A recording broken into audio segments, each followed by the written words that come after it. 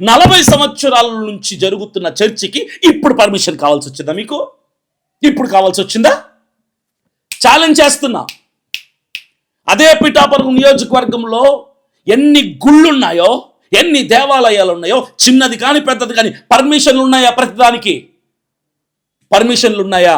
ఆ చర్చి కనుక మూసేసిన చర్చిని ఓపెన్ చెయ్యకపోతే చేస్తారనుకుంటున్నా. తెరవండి. వచ్చే ఆదివారం కంతా ఆ చర్చిని తెరవండి. ఇది నా రిక్వెస్ట్ అనుకుంటారో, ఆర్డర్ అనుకుంటారో, బాధ అనుకుంటారో, ఆవేదన అనుకుంటారో నాకు అనవసరం.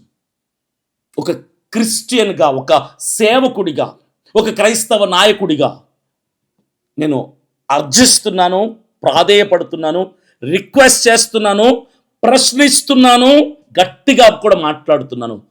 చర్చిని తెరవండి. లేదా దేవాలయాలు కూడా పర్మిషన్ లేనివి ఏవేవి ఉన్నాయి లిస్ట్ అవుట్ చేస్తాం.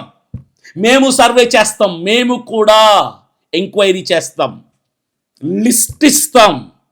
అదే పిఠాపురం నియోజకవర్గంలో పర్మిషన్లు లేని దేవాలయాలు ఎన్నున్నాయో, ఈ చర్చిని మూత వేసినట్టే మీ దేవాలయాలు మూత వేసే దమ్ము మీకుందా? ఉందా? దీనంతటి వెనకాల పవన్ కళ్యాణ్ ఉన్నారు నాకు తెలుసు. ఎలక్షన్స్కి ముందు మీరు మాట్లాడిన తేనె పూసే మాటలు, వెన్న పూసే మాటలు, నెయ్యి పూసే మాటలు మాట్లాడి క్రైస్తవుల్ని మోసం చేసి, క్రైస్తవ పాస్టర్లని మోసం చేసి, ఓట్లు తీసుకొని గెలిచి ఇప్పుడు మా నెత్తి మీద డ్యాన్స్లు ఆడతారా మీరు? క్రైస్తవులారా ఏకమవుదాం. ఇప్పుడు ఆ చర్చి తెరిస్తే పరిష్కారం వచ్చినట్టు కాదు.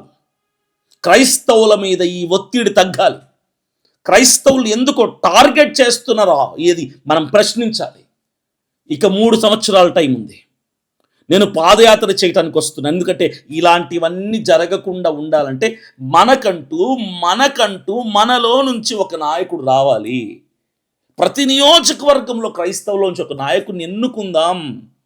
మన ఓట్లు పక్కకు పోనివ్వకుండా క్రైస్తవుల ఓటు బలం ఏందో చూపిద్దాం. అందుకు చెప్పడానికి నేను పాదయాత్ర చేస్తున్నా.